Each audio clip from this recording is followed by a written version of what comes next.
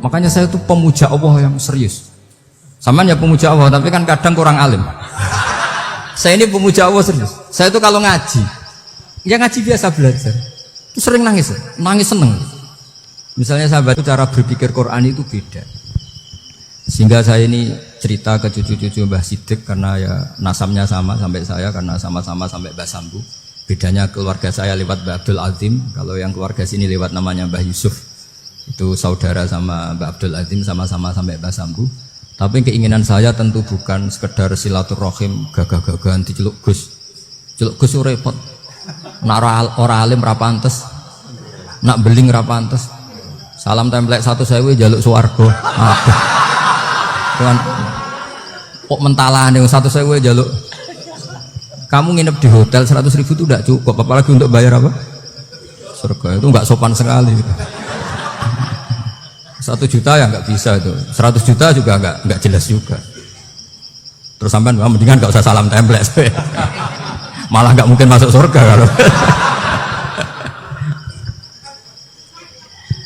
Jadi dulu yang namanya zuriyah, sampean tenang saja, nasab sampean tidak kalah dengan kita, karena nanti setelah di kuburan itu gus-gus itu nggak penting. Semua kalau ditanya bapak kamu siapa, jawabannya siapa? Nabi Ibrahim. Sudah parmin parlan hilang semua, sudah aman pokoknya nanti, karena kalau nanti ditanya malaikat bapak kamu siapa, jawabnya Nabi siapa? Ibrahim. Makanya saya itu pemuja Allah yang serius. Sama ya pemuja Allah, tapi kan kadang kurang alim. Saya ini pemuja Allah serius. Saya itu kalau ngaji, ya ngaji biasa belajar, itu sering nangis seneng. Misalnya sahabat tadi, Miftahul Jannah la ilaha illallah, luang kunci kok dikasihkan. Kita ini masuk neraka gak pantas, enggak bawa kuncinya kok masuk. Harusnya kita ini masuk surga, kita kan pegang kunci surga, gak pegang kunci neraka. Maka aneh kalau kamu masuk neraka itu aneh. Coba kita pegang kunci surga apa kunci neraka? Tapi kadang teman saya neraka ora ono kuncine. Karena tidak ada pintunya.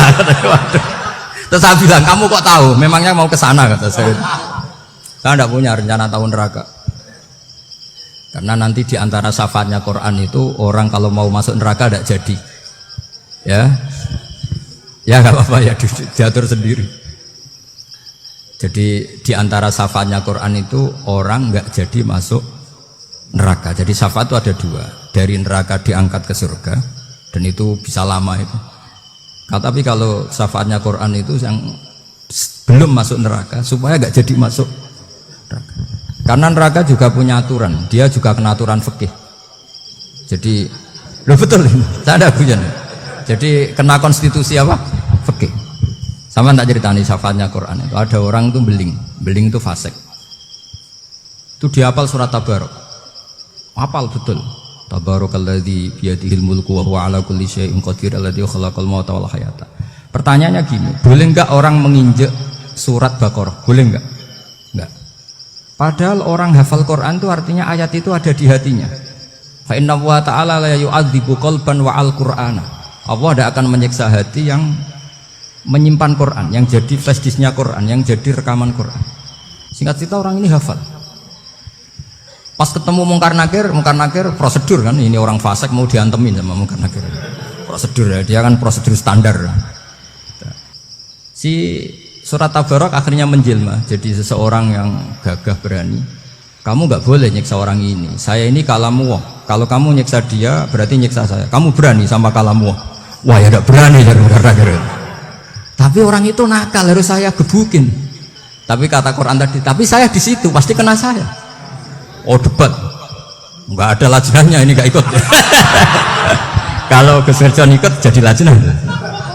Kalau jadi lajnah pasti kroninan, kalau santrinya dimenangkan. Akhirnya debat. Ya sudah kita ketemu Allah. Akhirnya Mungkar Nakir sama Quran tadi surat Tabarok datang, sowan sama Allah. Terus kata Allah, memangnya kenapa Mungkar Nakir? Saya harus nyiksa dia karena dia fasik ya Allah. Memangnya kenapa surat Tabarok?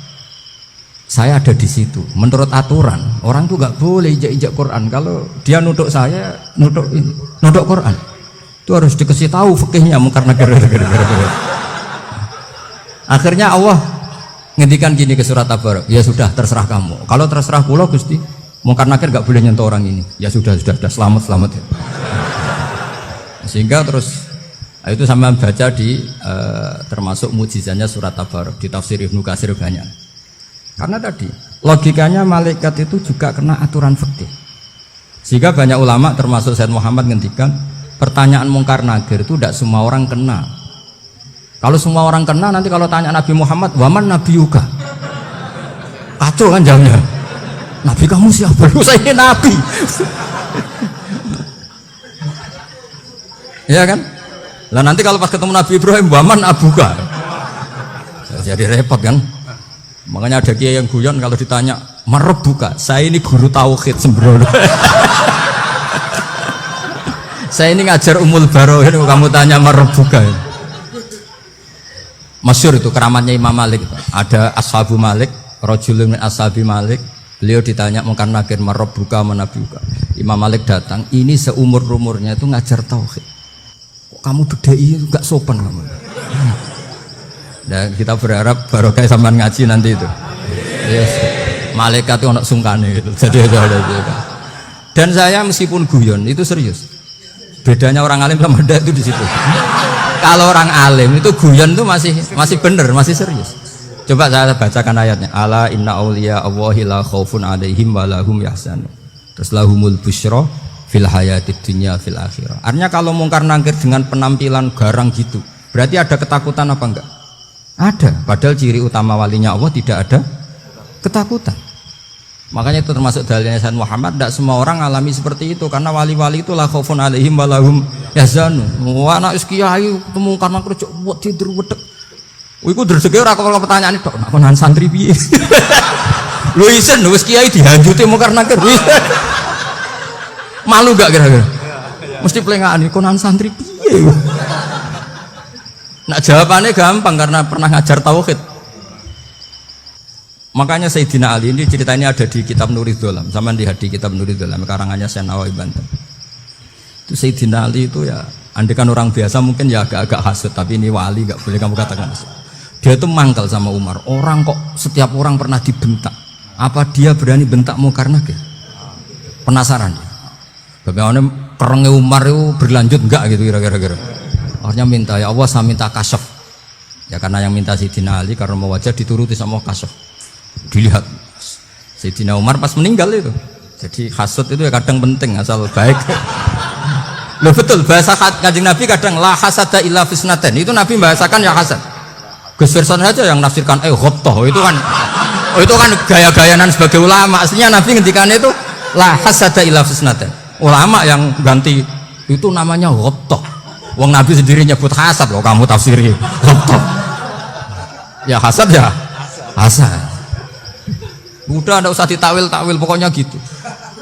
Kalau sama nggak percaya nggak apa-apa. Kok gitu aja kok repot. Karena sama nggak percaya kemungkinannya dua. Satu nggak ngerti. Dua sama-sama alim kan dari awal kalau sama-sama alim kan laisa li alimin ayuqallida aliman akhir. Kita nggak perlu saling mengikuti. Ngapain hasud? Biasa aja. Akhirnya Sayyidina Ali kasar. Pas Umar bangun, setelah mati kan bangun, setelah meninggal bangun. Mungkar nakir datang dengan perangai yang sangat garang. Itu digambarkan Sayyidina Ali matanya itu kalkidril ghali. Kayak apa? Kendil yang apa? Menganga. Wah seru. Sayyidina Ali senang, paling takut ini Umar. Senangnya bukan main, wah ini mesti takut Umar. Biasa. Ternyata enggak, Umar malah bangkit. Woi mungkar nakir ya. Kamu tahu menghadapi siapa? Itu betul ya? Kamu itu menghadapi temannya ahabbal khalqi ilallah. Yang diandalkan temannya bukan dia. Kamu tahu yang kamu hadapi, saya ini teman kekasihnya Allah. Jadi boleh kamu mengandalkan Mbak Virjon. Tapi nanti resikonya mungkar nakir ditanya, itu Virjon siapa? Wah itu masalah kan. Makanya syaratnya wali itu harus ma'rufun fis sama. Di langit sudah populer. Makanya dulu ada orang yang saking seninya Abdul Qadir ditanya apa saja jamnya Abdul Qadir Al-Jilani itu aman karena beliau populer. Makanya program kita harus populer dulu di langit. Nah, itu nanti kalau dicatut oleh santri-santri nggak apa-apa. Kalau nggak populer nanti tanya, itu siapa? Masalah ini. Umar itu yang dibanggakan itu, kamu tahu saya siapa? Ya enggak tahu. Saya ini temannya kekasihnya Allah. Temannya Muhammad. Iya, Muhammad Rasul. Wah, mikir, waduh.